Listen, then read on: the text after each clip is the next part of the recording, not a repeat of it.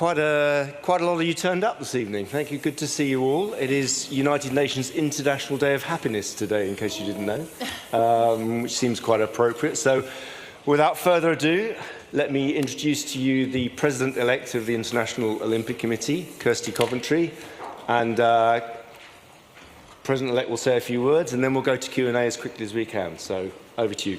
Thank you, Mark. Good evening to you all. I just wanted to start off by really thanking the IOC members, the membership, the trust and confidence that they have put into me. It's a huge honor. I'm really looking forward to serving our movement. I also want to thank the other candidates. It was an incredible race.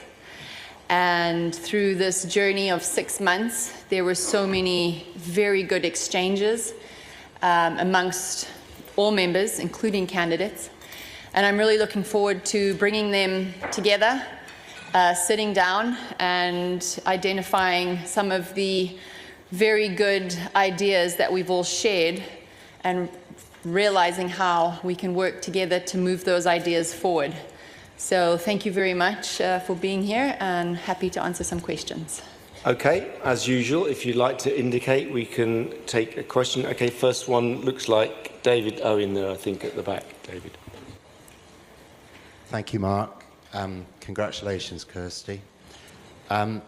When Thomas Bach was elected in Buenos Aires, we were treated within about 10 minutes the spectacle of a Russian official racing across the foyer with a mobile phone with Vladimir Putin on the end of it. I wonder whether you've yet received greetings from prominent politicians, and if so, who was the first to congratulate you? Thank you. I've actually just picked up my phone. I haven't had a chance to look at it. I really spent time, and again, I was very, I think, overwhelmed by all the congratulations from the members. And then what I'm looking forward to is jumping on the phone with my parents. So they will be the first phone call that I will be making after this. Okay, Rachel Axon down here. Just down here. Yep, thank you very much. And then we'll go to Wakako. Yes, hi Kirsty, Rachel Axon, Sports Business Journal. You didn't stress this during the campaign, the difference of you being the first female candidate, the first from Africa, but those certainly have informed your life experiences. I'm wondering how those will inform how you will operate in this role. 100%, thank you. Well, I'm extremely proud of both of those different identities that make up me. And I'm grateful as well to different identities that have been given a platform to work extremely hard over the last 6 months with IOC members to really, as you said, make sure that they know who I am and what values I hold dearly. And it wasn't just about being a woman or being from Africa. I'm so grateful that the members saw more than just gender or where I come from. Okay, let's go to Wakako, and then we're going to go to Tarek in the back. Yep. Thank you, Kirsty. Hi. Wakako Yuki from Yomiuri Shimbun. Congratulations indeed. Thank you. Were you, in a way, how are you aware of the seismic significance that indeed you made history today? And also, in a sense, when a new era is opened in history, often the cases there are very strong gain wind. You would have headwind, and you are no stranger to those situations in your career. What is your wisdom to deal with it? And lastly, if I may, 3 months of transition. What would you like to learn from President Bach, especially his philosophy being the president of the IOC? Thank you. Well, this is a first in our movement, if I can start with your last question, where we have a proper handover transition, which I believe is so important. There will be numerous discussions over the next 3 months, but I'm looking forward to that. President Bach is leading our organization and has led our organization extremely well over the last few years. Not always easy, as many of you know. There's been many difficulties that he's overcome. So I would like to be able to have those conversations with him on, how he decided to tackle those and what advice he could give me for the future in terms of that. In terms of the significance of being the first woman, being the first African, I have to say that there have been incredible women that have come before me. One of them sitting in the room today, which I might get a little emotional about, with Anita de France, a huge inspiration to me and to many women. And I was just really proud that I could make her proud. She was the first woman to run for this position. And like I said, she inspired me. She's been a huge mentor of mine since I came into the movement in 2013. And it is significant. I think it will take a little bit of time to truly set in. But women like her paved the way for women like me, and I want to pave the way for younger generation, especially because I have 2 young daughters. Thank you. Okay, we're going to go to Tarek, and then we're going to come across to you, sir, and then you, sir, and then we'll come back over here. Tarek, yeah, just here. Yeah. Evening, Kirsty. Tarek. You've got to get to work now. Now you've got this bit. Can I ask?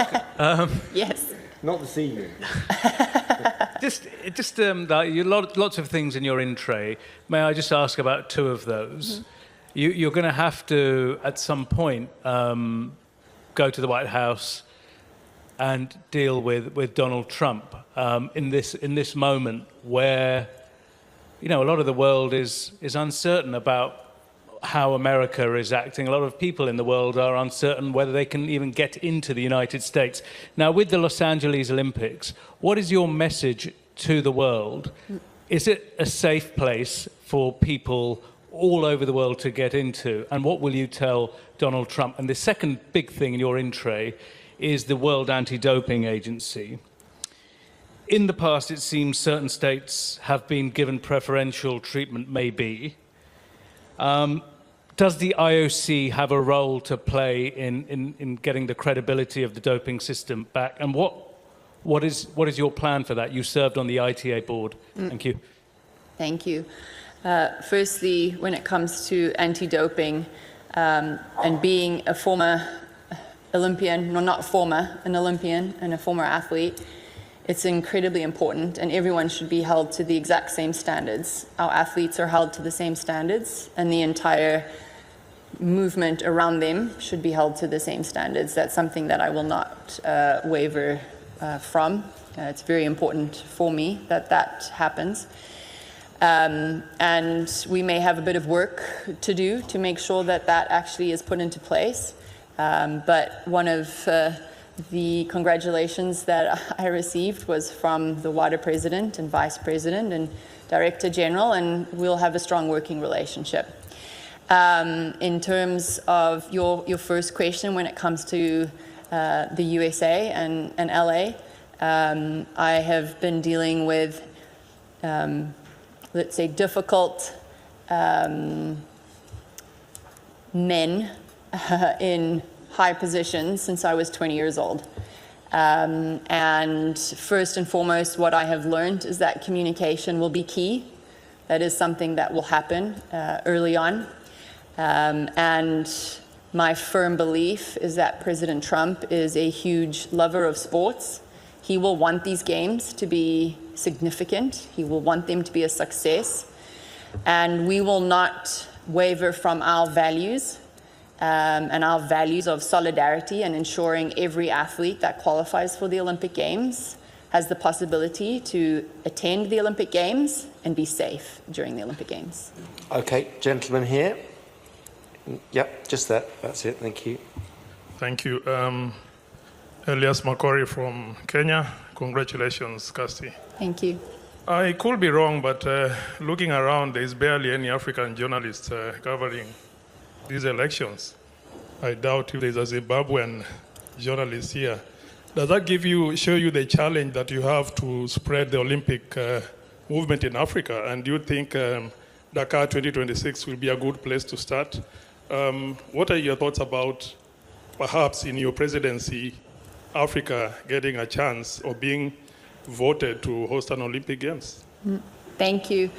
Well, first and foremost, I think Dakar 2026 is, as they have said, going to be welcoming the world. I have been chairing that commission for the last few years, and I'm really proud and excited of the work that they're doing, and I know it's going to be an incredible time for the world to see who we are as Africans and what we mean and what we stand for, and how we are willing to embrace everyone. And in terms of the work, there's always work that we need to do. But this honor that I've been given to serve our movement is going to allow for us to have a greater reach into new regions, but also to shine a light onto new regions. And this is part of the uniqueness of the Olympic movement, the diversity that we all have. And I truly believe that this decision today is showing that universality and that globalness of our movement. Okay, gentleman in the stripy jumper there with his hand up. Yeah, just here. Yeah, and then we'll come across to you, sir. I think you wanted a question. Hi, Kirsty. Congratulations. You've obviously had a huge amount of support from female IOC members, possibly Nita Ambani. Do you agree that now it won't be a good look if India's 2036 bid is accelerated to targeted dialogue before President Bak leaves office? Well, I would like to have a little bit of let's let this sink in and talk some work in a few days. But at the end of the day, there is a process in place, and that process has been ongoing, and that will remain for as far as I know for the next few months. I do think that we need to involve the members in the selection of future hosts, and I have a few ideas, and I'm willing to share those with you maybe next week or the following. Okay, gentleman here in the red jumper, and then lady in blue, and then we'll come over here to Rob. Yeah.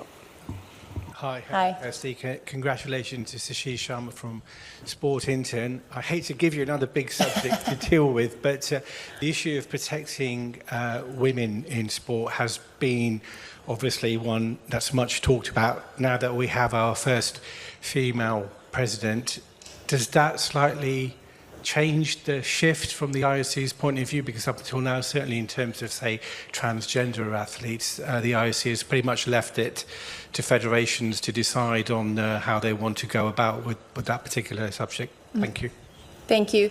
I have answered the question many times in the last few months, but my stance is that we will protect the female category and female athletes.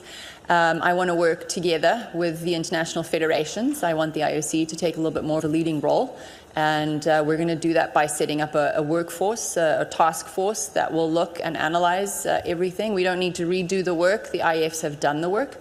But we are going to bring everyone together, sit down, and have a little bit more unity in the discussion. Okay, yep, lady there got the microphone. First of all, congratulations, and today is a day of a celebration. And allow me to quote from an interview we just done not long ago, when you said that you had to grow a thick skin sometimes to be able to bear those kind of difficulties and sometimes accusations that you came across with during this campaign. So the question is, how heavy that backpack that you're putting down today? And of course, I wonder if you had a chance to talk to your husband, your family. So what about their support? And did you have a chance to sort of have a word with them? I have. I got to give my husband a big hug and kiss my kids. So that was really, really special. I don't know if my little girl, she just came running up, well, my eldest, and she said, "Mom, you won." I don't know. I don't think she knows what that means or how it's potentially going to change our lives. but they have been incredible. I have an incredible husband. I have an incredible support network, and I wouldn't have been able to have been sitting up here today without them. So I also want to thank them and acknowledge that. So how heavy that backpack is that you're putting down today? Well, you know, we've got work to do, but I'm really excited about that work because there's so many incredible opportunities that we have as the Olympic movement to really bring unity, especially in a very divided world today. Okay, Rob at the back there, and then we'll come to the gentleman here. Yeah. Hi. Congratulations, Rob Harris from Sky News. This issue does come up a lot, but Donald Trump has said transgender women should be banned from women's sport at the Olympics. Will you comply with him, or are you willing to stand up to him and say you won't be ordered around? And just, you know, more widely, are the biggest issues for you dealing with this gender eligibility issue, as well as all the controversy around Russia's potential return to sport? I think there's a number of different challenges that we're going to face as the Olympic movement, and we're going to tackle those together.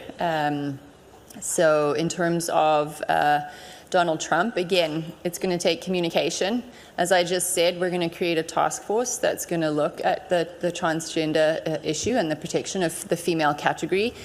And once we've made the decision collectively as the IOC with the international federations, that decision will be made very clear, and we won't move from that decision.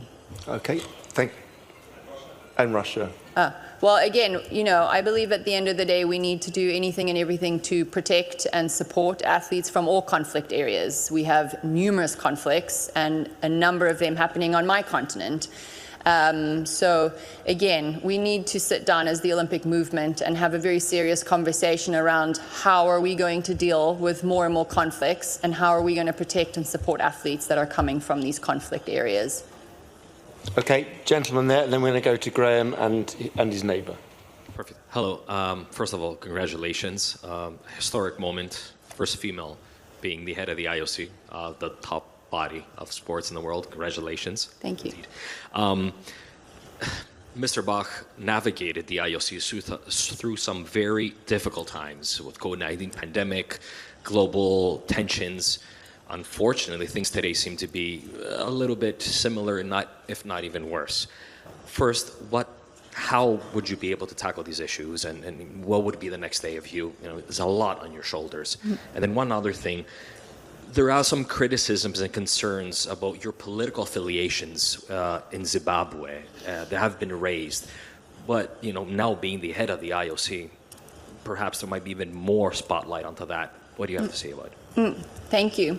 Well, first and foremost, I've never, ever been successful as an individual. I've been successful because of a team. And what I've learned most over the last 6 months is I have an incredibly strong team within my membership. They are incredible people with many experiences, a lot of knowledge, and I'm going to lean on all of them. We're going to make decisions together. We're going to support each other.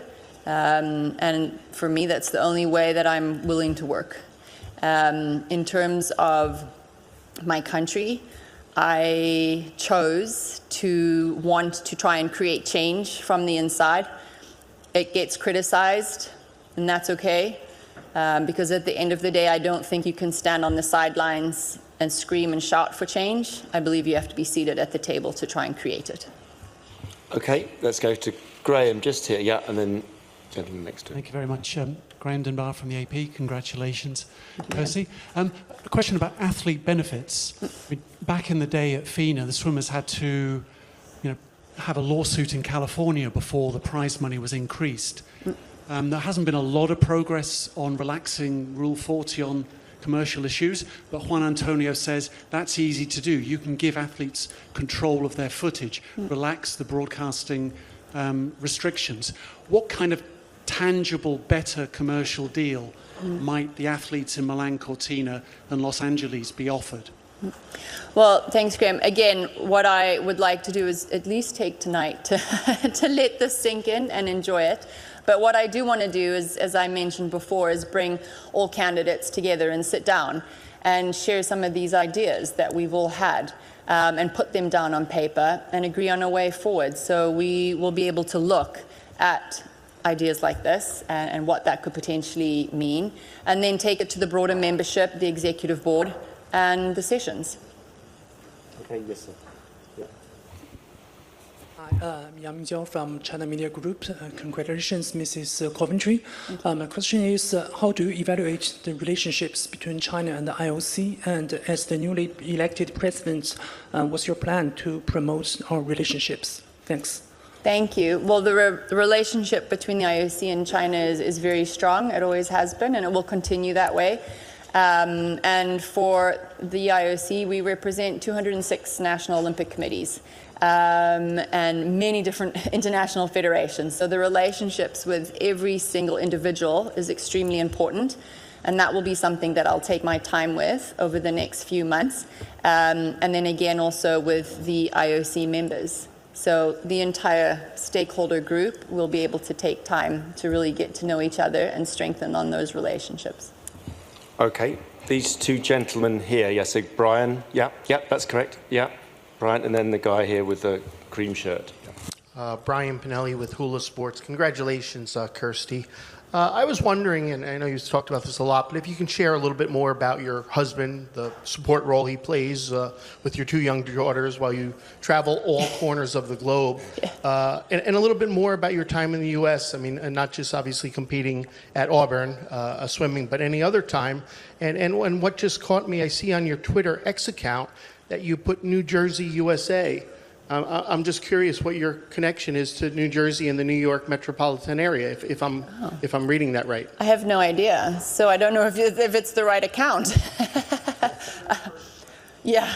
No, it should. I've never spent any time in New Jersey, so I'm not sure what that's about.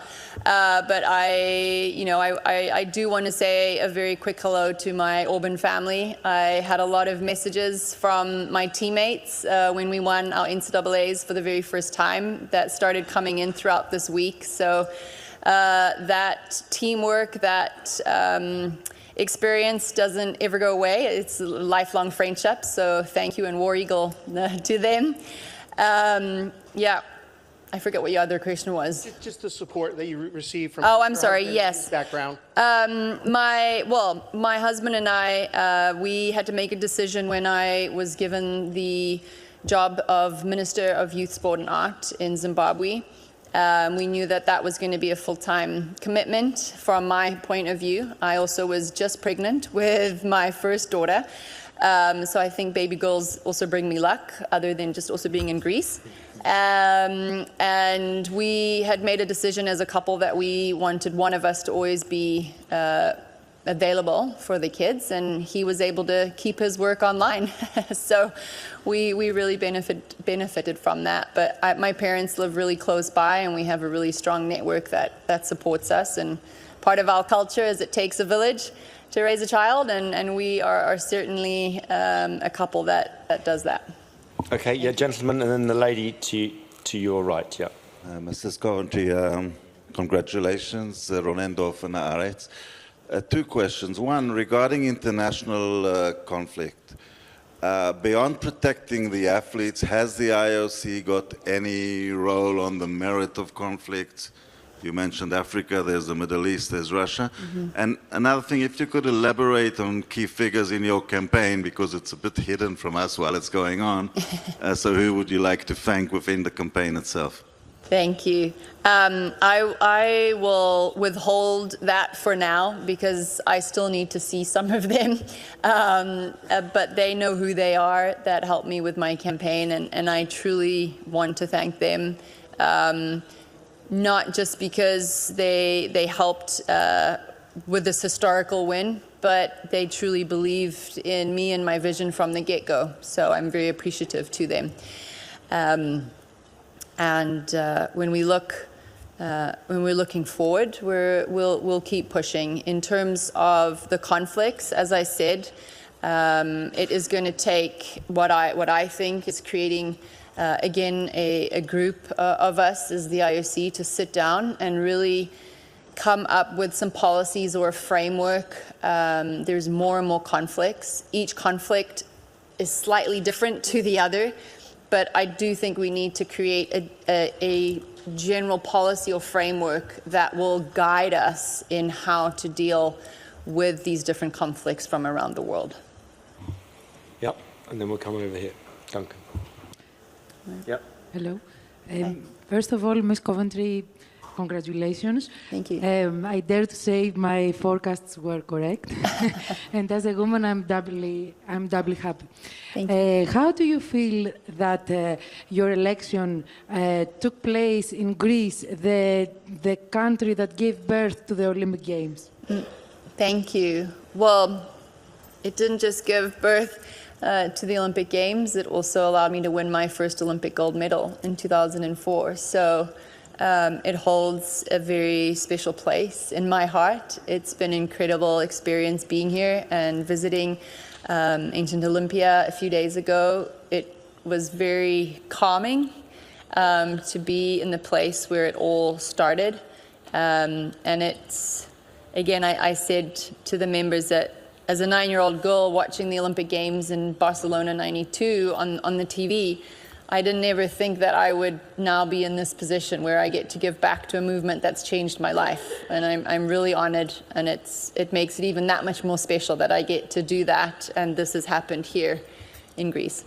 Okay, we're coming to an end, I think. Let's go Juice Files. It's Duncan Mackay. Hi, Kirsty. Duncan Mackay from the Zeus Files. Congratulations. Thank you. What are your immediate plans? Because you're still Zimbabwe Sports Minister. Do you have plans to relocate to Lausanne on a full-time basis? Yes, I do.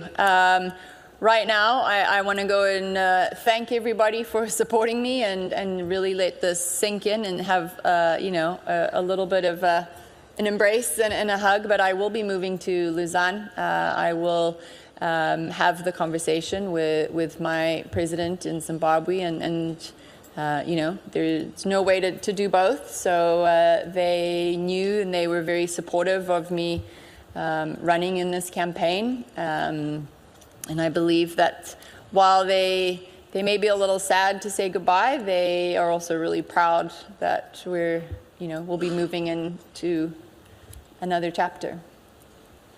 Okay, probably the last question right over there. Yeah, I think a question from French media. Bonjour, oui, Bruno Fraioli de sportbusiness.club. Je vais poser ma question en français. I'm going to ask my question in French, if I may. A question about Lausanne. Perhaps I should speak slower. Is that would be better? What do you think about Lise Milliard, who also fought for women's sport and women in the Olympic movement? Have you got a thought for her? It's the spring today, so it is a time of renewal. Thank you. As I said before, there's been so many incredible women, and she is one of them that has broken down barriers for younger generation of women to stand on their shoulders. And I'm incredibly grateful for them to have broken through so many different cultural barriers that have allowed me to be standing here today. And as I'd mentioned, Anita de France was one of those women. And there's many, many more that have fought for equality. We still have a little ways to go. We really need to see the equality of female leaders throughout our entire ecosystem when it comes to international federations and national Olympic committees. And we will continue to fight for that. Thank you very much. Well, that's 20 questions, which I think is a record in recent years. 20 questions and 20 answers. So thank you very much, Kirsty. Maybe a sign of the future. And I'm sure we'll be seeing everyone later. So thank you very much. Thank you.